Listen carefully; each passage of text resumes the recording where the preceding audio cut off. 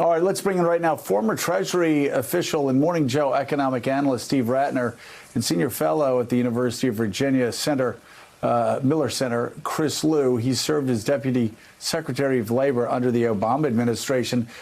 So, Steve Rattner, we have some good news this morning, thank God, on the economy. I'm not exactly sure what it means because we haven't had time to dive into all the numbers. I don't know if job participation has gone way down or whether this is just good news. We were talking about and we were expecting, I say we, the government and others were expecting unemployment to get close to 20%. But this breaking news, U.S. unemployment rate fell to 13.3% in May, down from 14.7% in April. 2.5 million jobs gained in May, 20.5 million lost in April, 701,000 lost in March. And again, we don't know what the job participation rate is and don't know if a lot of people just stopped looking for work. But the fact that 2.5 million jobs were added, very good news. The fact that the unemployment rate actually went down instead of going up toward 20%, also very good news. What does it mean? I wish I knew, Joe. I have to say, in all my years of following economic statistics, and for that matter, all my colleagues who follow economic statistics, this is probably the most surprising statistic any of us have seen relative to expectations. As you said, the wide expectation among private forecasters, top to bottom pretty much, was something around a 20% unemployment rate and a loss of substantial number of jobs in the probably 7 or 8 million range was what the forecast was. So this is dramatic. It runs contrary to some other data. We saw yesterday the new claims for unemployment insurance is continuing to be high. It's declining, but continuing to be high. We saw yesterday, surprisingly, the number of people on unemployment insurance tick back up again. We had thought that might be starting down as businesses begin to reopen. We did see a number yesterday from ADP, the payroll processing company, that was a bit better than we expected, although it still showed a loss of jobs, a couple million jobs this month. And so this is really a stunning number, and the president has already tweeted about it, as you've seen. So you can imagine what the political implications of this are going to be. They're going to substantially change the argument about whether we need more stimulus. They're going to substantially change the president's argument in the election. But we really do need to dig into these numbers before we can reach any real conclusion about them, because as I said, I've never seen numbers this far off expectations in, I don't know, 40 years of watching this stuff.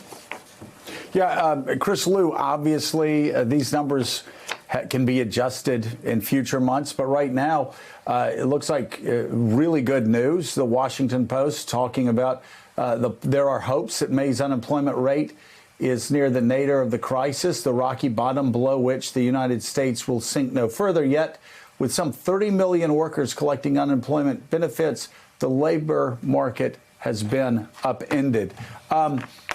Could we possibly be seeing this as the low point of this economic crisis? Could millions and millions of Americans see this as good news and the beginning of the bottoming out from this pandemic crisis, so long, obviously, as there aren't future dramatic spikes in the disease?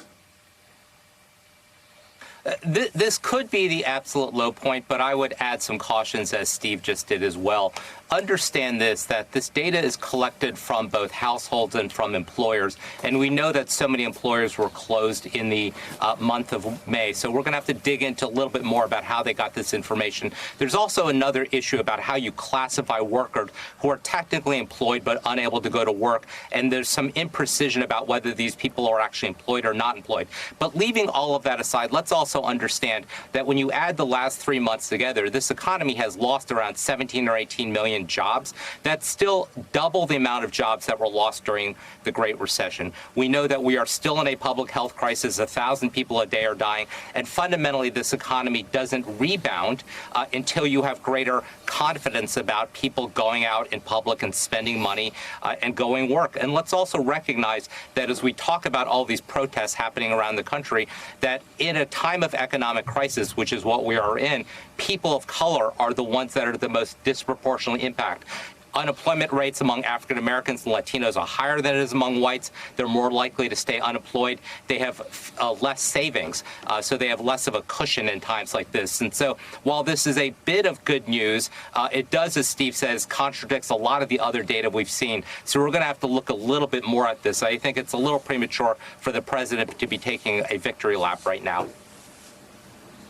Steve, as you try to make sense of these numbers, I'm reading through them a little bit myself as well. It looks like 2.7 million people returned to work who'd been furloughed, effectively. The temporary layoffs, they went back to work, counted as coming back. But how do you square, we've come out every Thursday with these numbers, how do you square over the last 10 weeks 40 million unemployment claims with 2.5 million jobs added in the month of May? Obviously, at first glance, these numbers are absolutely fantastic and great news for all those people going back to work. But how do you make heads or tails of 40 million unemployment claims, but in May, 2.5 million jobs added? Yeah, that is the conundrum here, Willie. First, we knew that businesses were beginning to reopen. We knew that workers were coming back, and that would certainly be a piece of this. But this survey is taken in the middle of the month, and at that point, we believed, and we got to see other numbers, that workers were still being laid off at the same time. And so, as I said, the widespread expectation would be the loss of another 7 million jobs here or there, something like that, plus or minus. The 40 million number represents the total number of people who've applied for unemployment insurance during this period. It doesn't mean they're all still getting unemployment insurance and therefore still unemployed. That number is more like 24, 25 million. And that is kind of what we expected to see happen here, which is to climb up closer to that number. From roughly 20 million where it was last month. And so this is the data that we have to reconcile. I do think, yes, I think on the one hand, obviously it is, assuming the numbers check out and we can make some sense of them, it's certainly good news if the economy is performing better than we thought. We still have unemployment of close to 14%. We still have 20 million Americans, plus or minus, out of work. They revised downward the number of jobs, made worse the number of jobs lost in the last couple of months by 600,000 or so. So it's not like we're out of the woods, but it is certainly going to have a major impact on the political and policy debate in Washington. I think the prospect of additional stimulus at this point is probably dead for now. The Republicans have been resisting it.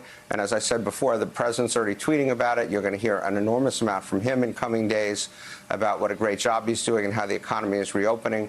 But we still have an unemployment rate. Even if these numbers turn out to be accurate or reliable, we still have an unemployment rate of close to 14% and 20 million Americans out of work. All right, stay with us. Coming up next, we're going to have Minnesota Attorney General Keith Ellison. He's going to join the conversation on the heels of this week's new charges in the George Floyd case. Keep it right here on Morning Joe. Thanks for checking out MSNBC on YouTube, and make sure you subscribe to stay up to date on the day's biggest stories. And you can click on any of the videos around us to watch more from Morning Joe and MSNBC. Thanks so much for watching.